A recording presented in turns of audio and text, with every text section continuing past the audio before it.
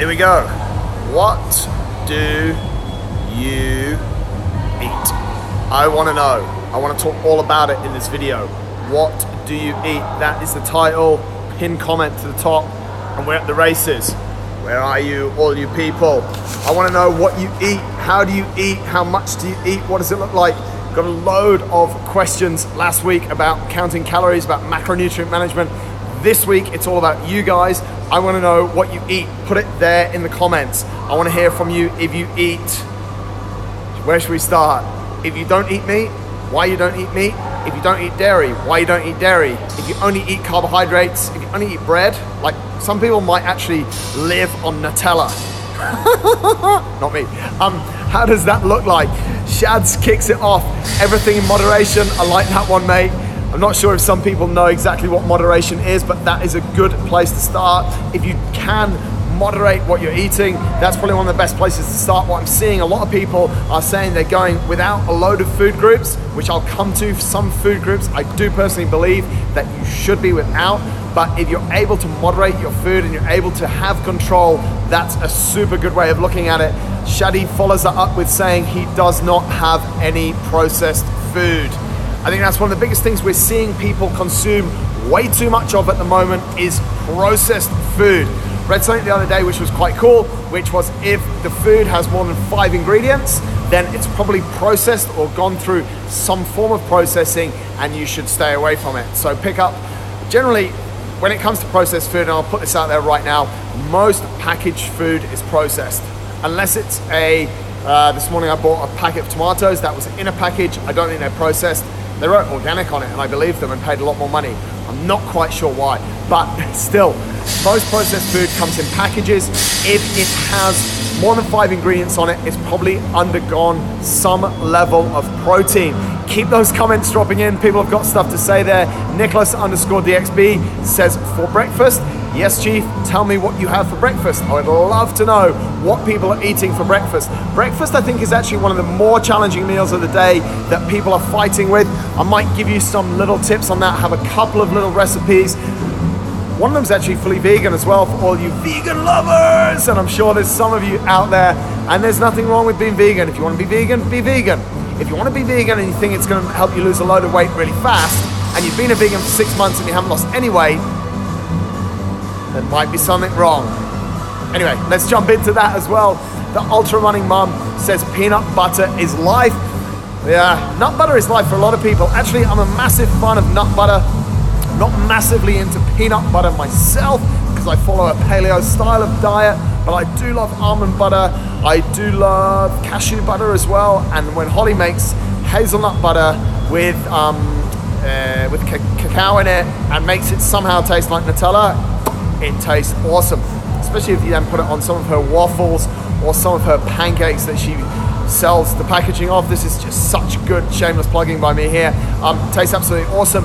One of the things to look out for in nut butters is the amount of sugar that's actually added into them.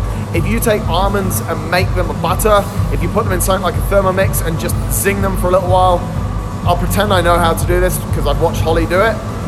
That's how I know. It's actually not really very sweet. So if you're taking in a lot of nut butter and you're actually enjoying it because it's super sweet or it tastes sweet, then it's probably not the right stuff. Again, if that nut butter does have a load of ingredients in it, and one of the rules that I've used pretty much for the whole of my life is if I do not know how to pronounce the ingredient that's in a certain item, then it's probably not very good for me. So if you're picking up a nut butter jar, a peanut butter jar, and you don't know what really is going on the back, then that's probably got too many ingredients on it. As well, another thing when it comes to processed foods, it depends on their sell-by date, how long they're actually, their shelf life lasts. So if you get a product that lasts like 2 years, it's probably got additives, preservatives coming out of it everywhere, which really doesn't do well with a lot of our bodily functions. We'll jump into that in a second as well. Just be a little bit careful of that. Most fresh food or all fresh food goes out of date within a few days. I had some nut butter recently that Holly had made. It had been in the fridge just for a couple of weeks, and then it started to get like this mold on it. I scraped the mold off and carried on eating, but you get the point, right? food that is unprocessed, that is purely natural, will have a lot shorter shelf life than food that is processed, because it doesn't have those additives in it to prolong the life of it. So there's something going in there. Keep your comments coming in. The title in here that we're going to discuss today is what do you eat? I want to know all about what you eat.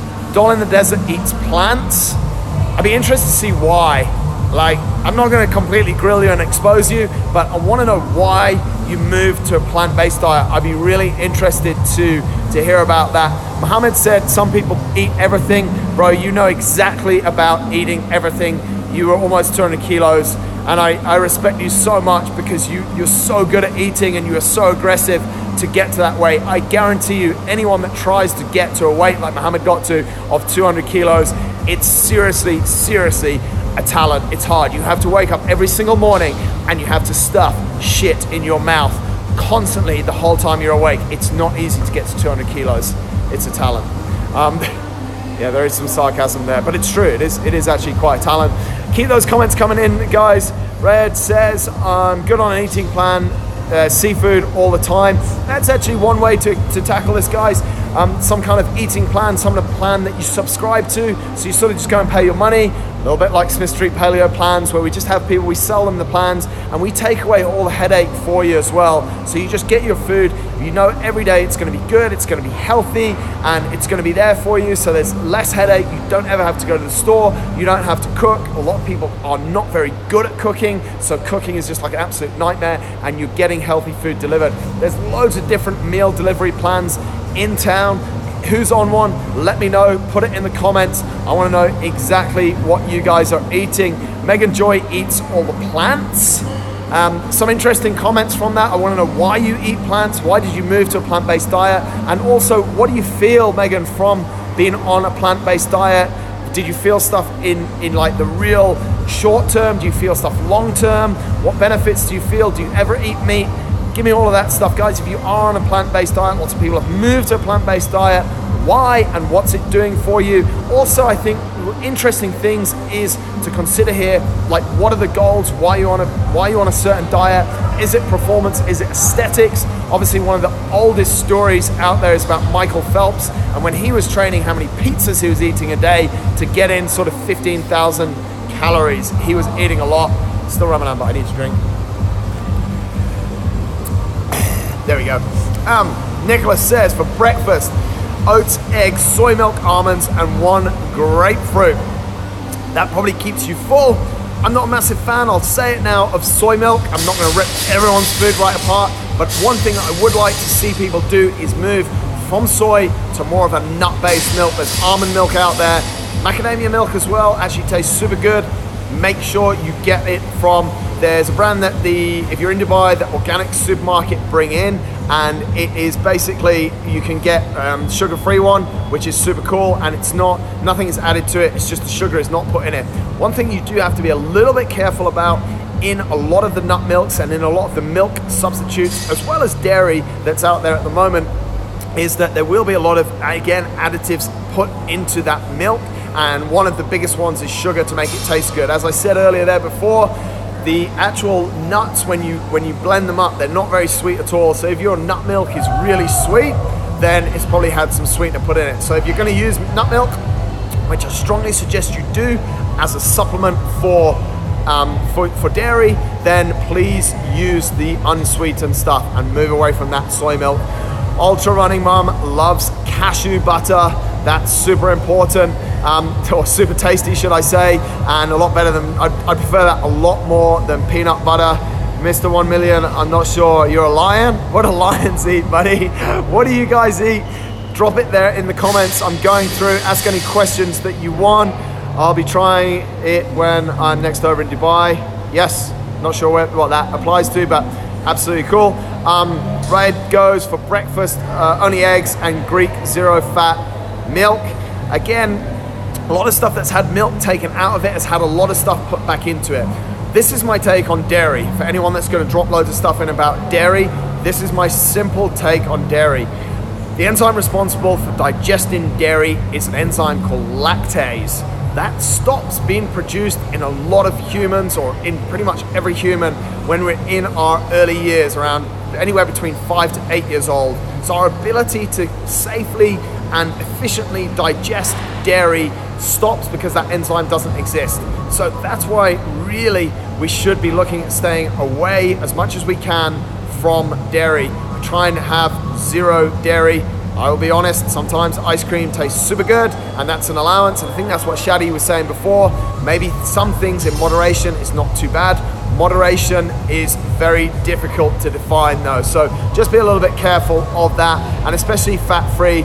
Mr. 1 Million loves milk cake. He says it's the best. Obviously, talk about milk cake. I just spoke about dairy. One time I actually saw you eating milk cake when I was passing Home Bakery, and it didn't look very good. It's like this sponge, and then all they do is drown it in milk, so it's like just a bowl of crap. But yeah, you actually quite like that, don't you, Mr. 1 Million? So yeah, still he's going. Mansoor eats chicken biryani. Got to be a little bit careful what goes into that biryani, mate. Obviously those grains in rice, but for you as a cyclist, from time to time, actually a certain level of rice is quite useful. So it'll help you basically to the carbohydrate that you need in those cycling races. Just scrolling through there, guys, if you do have, here we go. This is actually a really good question. What do you eat before an endurance-based training session? Great question. I personally, every session has an objective in it. So if I'm going and I'm going out of zone 2, I will fuel zone 2 style, burning fat. So I'll be looking to have fats with me. I'll have a few different nut bars in my back pocket, and I'll use those. Before I ride, generally in the morning especially, I'll definitely have a coffee and probably some, again, a nut-based. So whether it's Holly does a bread, Smith Street Paleo bread, that's very nut and seed based, so very fat based, I'd use that. If I knew that endurance session was gonna be a little bit more high intensity in a threshold, then I'd make sure I'm fueled with a little bit of carbohydrate. So I'd probably add there in the morning something like banana, dates, something that's gonna give me those sugars, those carbohydrates, that I can burn that, given the fact that I'm not in that threshold state for a prolonged period of time. So that's really how I'd fuel for an endurance-based training session, especially if it's zone 2. What I do see is, which is aerobic, not too hard, conversation pace. What I'm seeing a lot of with people that are doing endurance-based sessions is they're going out and they're trying to fuel on gels. So on a goo gel or something like that, which is purely carbohydrate, purely sugar-based. And what's actually happening is they're actually getting fatter by doing endurance, because they're putting in, and we spoke about this a couple of weeks ago, but I'll touch on it again here. They're putting in sugar, but they're only burning fat. So they're never in that zone where they're actually burning off that sugar. And so it's absolutely pointless, and it ends up just sitting in the gut and just absolutely going mayhem down there. So I've never really been a fan of gels. I'd much rather see people use stuff like dates. I understand that there is a time and place for gels, especially when people are racing in like Ironman races or triathlons. Then they're actually super easy just to bite the top off and jam in and get a lot of nutrients in super fast. But again, you're in a different sort of zone there. So for endurance-based training sessions, that's exactly what I do. I mainly look, especially at zone 2, I mainly look to fuel through fats. Mansoor wants me to slow down a bit, talk slower. I can do that. Someone actually said that the other day. I just get a little bit excited, that's all. Arij says, I feel best when I commit 100% to a paleo diet. Smith Street meal plans are my go-to, obviously, but I still like whole foods that are not processed, and I love eating greens. Yeah, I think that's one of the biggest things. Like, if people are a little bit, I think I've slowed down now. If people are a little bit sort of trying to figure out what they should be eating, I see people trial things for like 2 days, 3 days, 4 days. You really need to trial something and let your body get used to it over about a 10 to 14, up to a 21-day period. That's where you're gonna get the best effects, and your body is gonna start to change. Like, if you look at fat adaptation and moving from carbohydrate as our main source of energy to fat as our main source of energy, that actually takes a little bit of time for the body to get used to it. So try new ways of eating and just give them a little bit more time. I just don't see people giving it enough time. and they're changing too many variables as well. Like some people change all of their sleep patterns, all of their eating patterns, and all their training patterns just in one hit. Just try and change one thing at once, and then you really know what's going on. So Hurls says, what should I eat for 450K workout? Hurls is joining me tonight. Tonight is our 50-50 challenge Into the Darkness number 2, where we're gonna go out to Al Qudra. We're gonna start at Iftar. If anyone's around, we're gonna start Iftar. We're gonna cycle 50K around the Al Qudra loop. These people are making noise downstairs. We're gonna cycle 50K around the Al Qudra loop.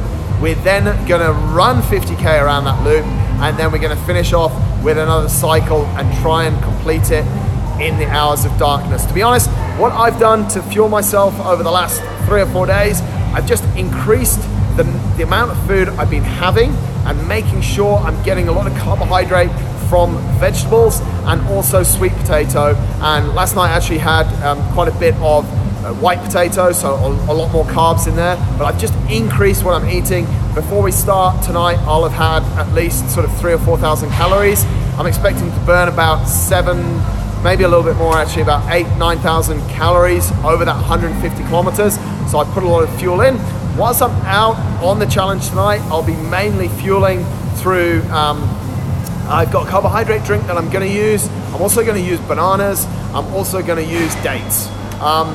True story, when I did the Into the Darkness challenge last year on Jebel Hafit, where I rode up and down Jebel Hafit during the hours of darkness for 6 times.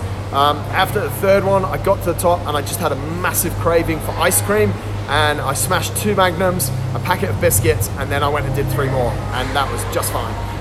So sometimes in competition, I don't advocate that. I don't think everyone should be doing that, but sometimes in a competition, in a long endurance event, you'll sort of get to a certain point and you'll just really be craving a certain type of food, and hopefully it's available. When I was at the top of Jebel Hafid, there was a shop, it was selling Magnums and 2 with almonds, absolutely perfect, felt $1 million.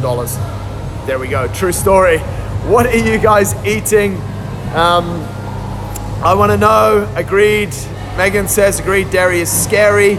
Yeah, I've never heard it put like that, but that's exactly true. I know on a vegan diet, on plant-based diet, you guys are staying away from dairy.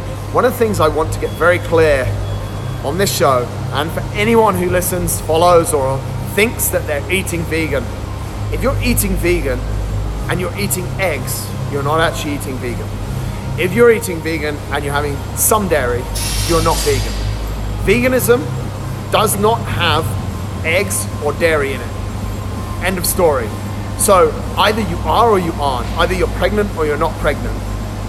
Think about that. Yeah? Here we go. What other questions have you got? These guys are hungry. They're going to come out and race with us tonight. Sorry I'm late. Monty says, was eating a brioche. Mate, you're very thin anyway, so how many brioche can you eat in a day? I'm not really sure about that. Tiny X Tina says, what do you suggest for hiking food? I'm going on a 3-day hike camp in Oman today, was considering goo gels and canned food. I would definitely stay away from goo gels. On a hike, your heart rate simply isn't going to be elevated that high.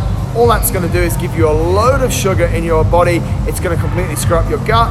I would have more of a nut-based fueling, so I'd go for nut bars. You can get a nut bar that has about 300, 400 calories in it. They're very calorie dense and they will fill you up, and that is the energy source you're going to be burning. Canned food, again, I'm not a massive fan of it. I use dehydrated food when I go out into expeditions. Why? Canned food is super heavy. It doesn't really fill you up. Dehydrated expedition food is actually super good for that and gets a lot of calories in it. It goes against what I was saying before, but this is because it is a little bit processed, but for an expedition, for a specific challenge, you need calories. Your priority is on calories, and that's how you need to get it into your body. Monty says, Ibrahim, concentrate on the show. We can speak later. Trust you to be here. You eat all the time. Yeah. What else have we got, guys? What are you eating? Mansour says you eat Spicy Village. Yep. There's actually a restaurant on the Al Qudra cycle track called Spicy Village. When I was training a lot out there, I would order from them a portion of rice because it's a really easy, quick carb to call on. I'd order that with a salad and put just lashings of olive oil on the salad. So I'd get plenty of food and it's super easy to digest, and I found I could eat it and literally get back on the bike. So that's the truth there, Mansour. That's what I eat when I've been out there. You're absolutely right. You eat chicken only.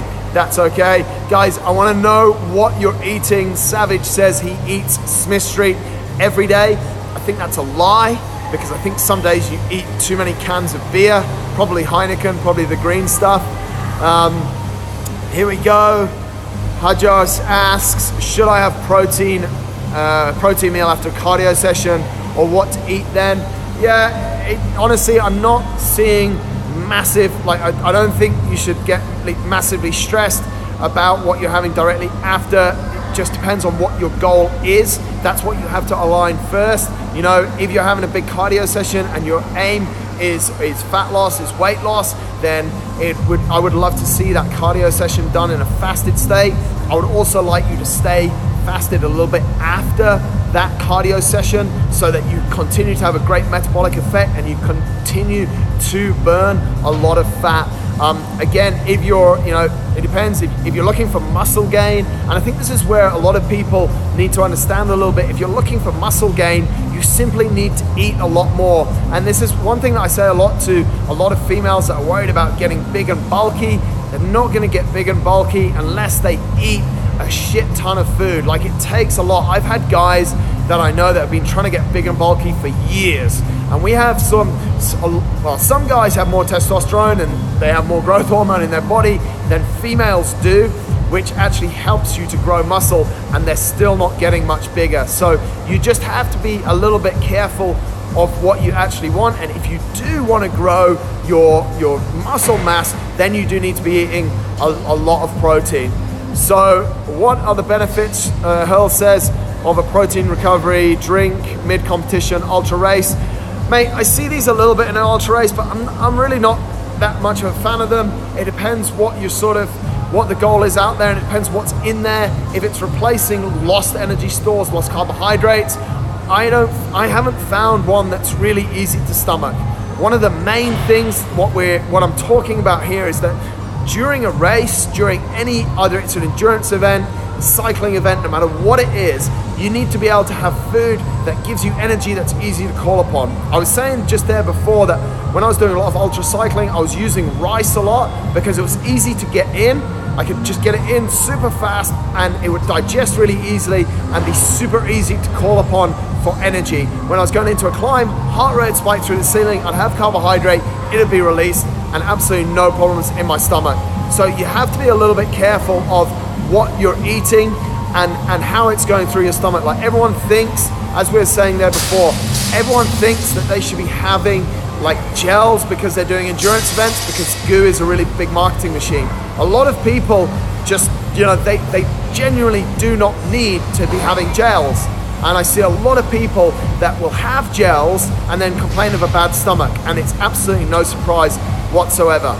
Lucky Fussy says, I eat meat and vegetables, seeds and nuts, little starch, some fruit, and no sugar. Mostly CrossFit with the occasional biryani thrown in. Mate, that is the, I'm pretty sure that is the definition of food, or what CrossFit stole and suggest people eat. However, it is a great application. Guys, just if you haven't seen it, just scroll up and have a look at what Lucky Fussy just put in there. He says, I eat meat and vegetables, seeds and nuts, little starch, some fruit, and no sugar. That's one of the, it is what CrossFit use, and it's one of the best applications for food out there. I see a lot of people going a little bit too extreme and thinking that veganism and plant-based diets are gonna fix what their problems are. I've also been a victim of that to a certain extent. I tried a plant-based diet to solve some issues I was having in my stomach. It did not, and I see it not solving weight loss issues as well. So you have to find out exactly what is going to work for you. I think that's what the easiest thing the easiest way to say it. Like, everyone's so individual, and that's why I've been keen in this show for you guys to be dropping in how you're eating, but more important, how you're eating and what you're eating and what's the effect that it's having on you. Like, if you do eat meat, how does it feel for you? If you use fish as a source of protein, how does that feel for you? Why would you have fish as opposed to meat as your source of protein, for example? Is there a time where you have higher level of carbohydrate or lower level of carbohydrate?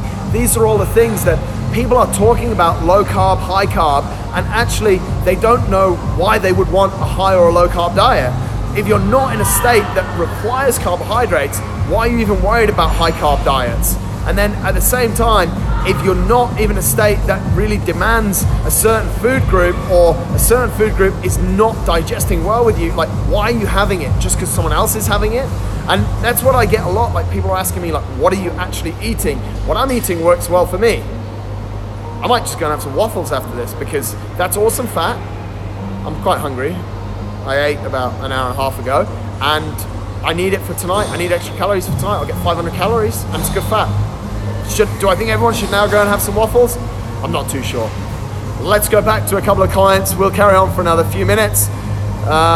T1 by Toan Community says, I eat what can be eaten. It's jungle out there. It is a jungle. There's lots of research. There's lots of different ideas and lots of different theories of going on. LK Pink Warrior, she's back from last week. Loads of questions last week as well. Nothing makes me feel good. Ooh, that's a bit sad. I'm not sure what to suggest for you. Mansoor, I eat haris and biryani meat with tuna and Mountain Dew. What do you think? Mate, if it makes you go fast and it makes you lean, keep eating it. If it works for you, keep eating it. 80% of my food is vegetables. I'm scared of protein and fat. I remove yellow from eggs. I eat some salmon but scared of fats. Your brain needs fats. Bottom line, your brain needs fat. Your body needs fat. 80% of the time, you're in a state where you're burning fat. You need to put fat in your body. That's the bottom line. Fat also helps to burn fat. Change that. Don't do that anymore. A couple more things here. What have we got? My stomach, what I mean is my stomach is the biggest problem. I don't eat red meat. I don't eat sweets. Yeah, some people have found that they just can't digest red meat. If you can't digest red meat, or you feel it doesn't sit well in your stomach, stop having it. And people should really eat less sweets. I agree with that. There's a lot of people eating way too much sugar. So anyway, there guys, we've rambled on there for about half an hour. That's probably enough chit chat for today. It's been interesting figuring out what you guys eat, and hopefully from a few of those things that I've said, you're able to get some ideas on what you could be eating. As I said, and as I really want to finish up with and wrap this show up with, you need to find out what works for you. Stop worrying about what everyone else is doing. Pick a way of eating. Hit food groups that are good for you, mainly stuff that is just unprocessed and that just comes so naturally, that goes off in a few days. Eat those foods, control it, and see how you feel. Put some measures in place to measure yourself on and control what you're doing. If you start to control it and you start to actually put some metrics in place, you'll know what makes you feel good and what doesn't make you feel good, and you can remove certain things from your diet. There is no one diet that works for everyone, and stop asking everyone else what they're eating. Figure out what works for you. Thanks a lot to everyone that's joined in. This has been a lot of fun. Appreciate you guys, and anyone that's out around Al Qudra tonight, come and say hi. And if at around 3 a.m. you can bring me a Magnum, I would love it. Thanks a lot. Have a nice day, guys.